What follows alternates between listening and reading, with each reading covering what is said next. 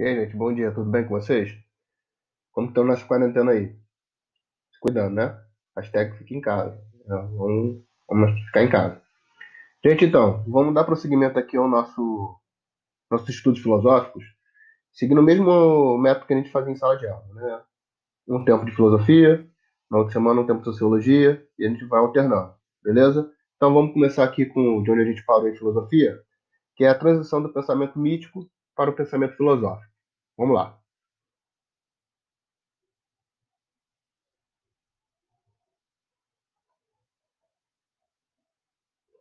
É a transição do pensamento mítico para o pensamento filosófico. A gente pode dividir a filosofia em três momentos, né? A gente tem o momento pré-socrático, socrático e pós-socrático. Hoje a gente vai falar desse momento aqui, pré-socrático. Sócrates é um cara fundamental para o pensamento filosófico ocidental, né? Mas tudo que a gente falou aí sobre mito, teogonia, cosmogonia, como o mito explica o mundo, acontece antes desse momento aqui pré-socrático. Tranquilo? Aqui é basicamente onde a gente vai começar a utilizar a razão, né, o logos, para explicar as coisas. Explicação muitas vezes através da physis, que significa natureza. Tranquilo? Então aqui então, pré-socrático, socrático ou clássico, ou pós-socrático, também chamado de helenístico. Período pré-socrático, formação da civilização helênica. Helênica significa grego. Então, é a formação da civilização grega. A gente vai falar isso também em história. Né? Vamos lá. Inaugurada a mentalidade com base na razão. Opa! Aqui começa uma diferença, né? Porque até então a gente tentava explicar o mundo através de elementos fantasiosos, fantásticos, né? E que aconteceram há milhares de anos atrás, os tempos míticos. Né? Então agora aqui eu estou começando a racionalizar para explicar as coisas. Beleza? Distinção entre o mito e a lógica. Ou seja, do mitos ao logos, ou seja, do mito à razão. Olha aqui, ó. Mito. Busca explicações através de genealogias, rivalidades ou alianças entre divindades.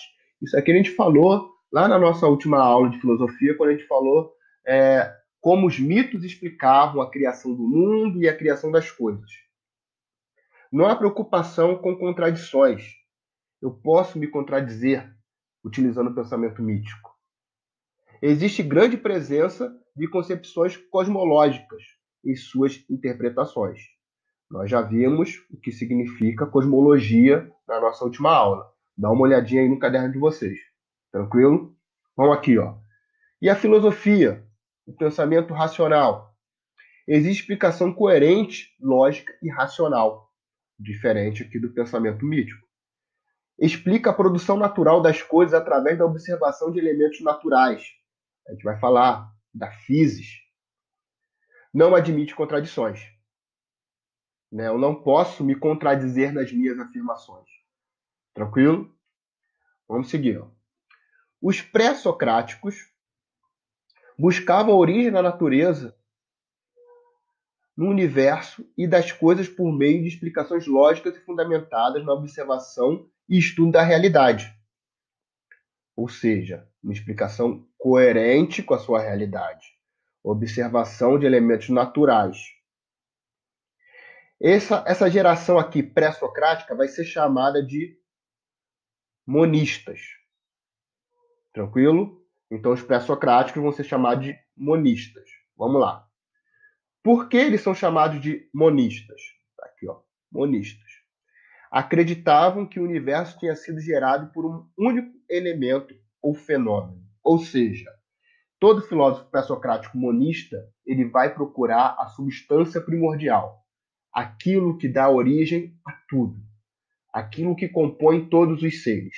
Daí a palavra monista, mono, significa um. Beleza? Em sua maioria, eles eram naturalistas, ou seja, buscavam a essência e o princípio das coisas, o que chamavam de arché. O arché dá origem e a composição do universo, recorrendo para isso à natureza. a physis. E aqui a gente tem uma tabelinha com alguns filósofos monistas. Aqui, ó, Tales. Esse mesmo Tales aí que vocês estudam na matemática no Teorema de Tales.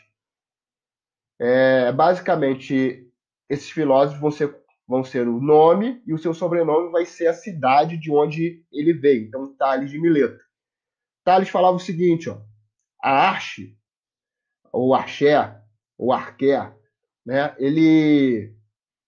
para ele, a substância primordial é a água. Tudo é composto de água. Tranquilo? Pitágoras aqui, ó, outro conhecido de vocês. Números.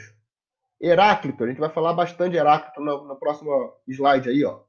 Fogo. Tranquilo? E, ó, Demócrito aqui, ele descreve o átomo sem saber da existência do átomo. Ele fala que tudo é muito composto por substâncias tão pequenas que a gente não consegue ver a olho nu, né? Que mais tarde vai ser descrito aí como átomo. Beleza? Então, monistas são aqueles que acreditam que tudo tem uma substância única que agrega, que constitui tudo. Beleza? Então, os pré-socráticos, em sua maioria, vão ser chamados de monistas. Vamos aqui falar de ser e devir. E a gente vai utilizar dois opostos aqui para falar sobre o ser e devir. Heráclito e Parmênides. Heráclito, ele fala que o movimento, o ser não existe. E o que existe é o devir. O devir é o movimento, né? Para Heráclito, tudo flui, nada está parado, tudo está em constante mudança e transformação. Daí o devir. Tranquilo? Movimento, ó, Heráclito, movimento e contradição estavam presentes em todas as coisas, no devir. Afirmava que não havia uma realidade imutável fixa, o ser. Então não existe algo imutável, algo que não mude para Heráclito. Tranquilo? Vamos lá. Afirma a existência de um devir, algo constante, uma mudança e uma fluidez. Heráclito fala que você jamais consegue entrar no mesmo rio duas vezes, porque a partir do momento que você entra no rio, aquela água que bateu em você, ela já foi. Se você sair e voltar, vão ser águas novas. Tudo está sempre em movimento. Também pode-se falar que uma pessoa nunca entra no rio duas vezes, por quê? Quando eu entro, eu sou uma. Quando eu saio e volta, eu sou outra pessoa. Daí essa constante mudança, né, no pensamento de Heráclito aí. Daí o devir. Tranquilo? Então, por exemplo, a Heráclito, a substância primordial lá era o quê? Era o fogo. Porque o fogo, quando você olha a chama, está sempre em movimento. Tranquilo? Vamos falar aqui então do outro, do oposto, de Parmênides. Olha só, logo de início aqui, ó. Parmênides negava o devir e o pensamento de Heráclito. Ou seja, Parmênides vai ser contra tudo que o Heráclito fala. Se Heráclito ele acredita que a substância primordial é o fogo e se manifestar através do devir, da movimentação, da mudança constante, e nega o ser imutável, Parmênides vai ser ao contrário. Parmênides vai negar o devir e vai falar da existência do ser. Vamos aqui, ó. Vê a ausência de um movimento no ser. Para Parmênides, o ser não é imutável. Né? O ser, ele é o que é e a sua essência é aquilo. Ele permanece. Ele não muda. Tranquilo? Entendi o ser como uno, ou seja, como uma coisa única, imóvel e imutável. Elementos contraditórios jamais poderão coexistir. Né? A contradição ela nunca conseguirá existir em um ser, porque ele é uno, imutável e único. Tranquilo? Vamos lá. As mudanças ocorrem apenas na superfície das coisas, dando um aspecto aparente e enganador.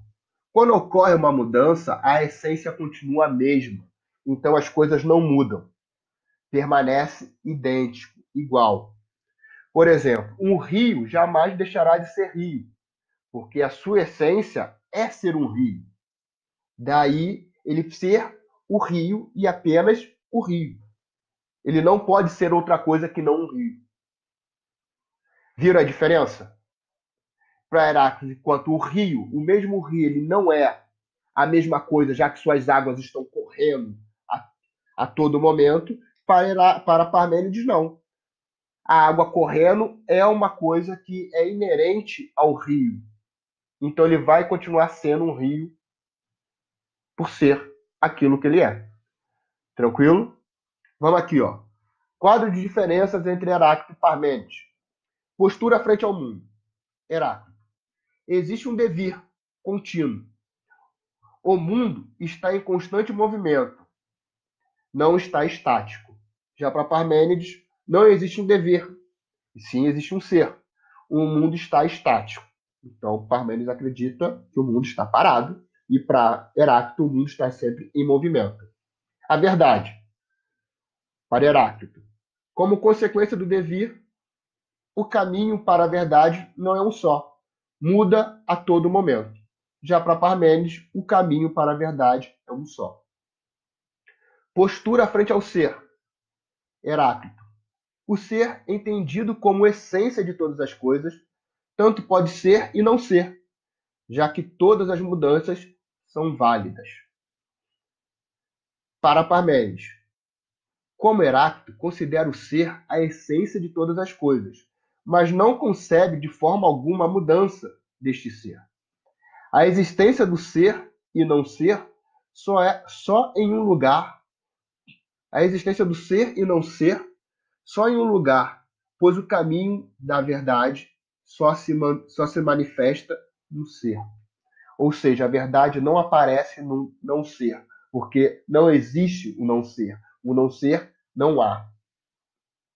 Tranquilo? Complicado, né? Por isso aí que eu estou recomendando também a leitura aí na apostila de vocês do ser e devir. Tranquilo? Quanto mais informações vocês tiverem, melhor. Vamos lá. A essência do mundo, para Heráclito, não é possível captar devido ao devir. Não se explica uma atitude racionalista. Parmênides, o pensamento pode captar a essência do mundo tal como é e se aplica a uma atitude racional. Oscilação entre os contrários. Né? Vamos aqui. Ó. É de grande preocupação para Heráclito. Tenta encontrar o porquê das mudanças à lei natural que governa e dirige. Parmênides. Não compreende tal oscilação. O ser é único e verdadeiro. Só é, não muda e nem se transforma. Aquele lance lá de contradições não poderem existir no pensamento de Parmênides. Tranquilo?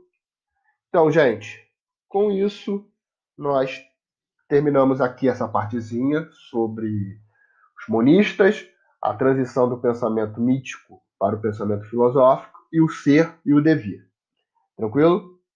Então, aqui eu estou passando uns exercícios para vocês, da apostila de vocês aí, página 11, 12, 13, 14, 15, 16. Aconselho a leitura dessas páginas, e os exercícios estão aqui na página 13, 14, 15, 16. Tranquilo?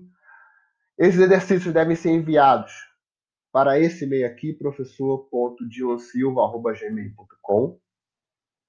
Colocar, por favor, no e-mail nome, turma e assunto, para ajudar aqui na minha organização e eu saber do que se trata. Beleza? Com isso, beijocas, até breve e fiquem em casa, jovens. Tchau, tchau.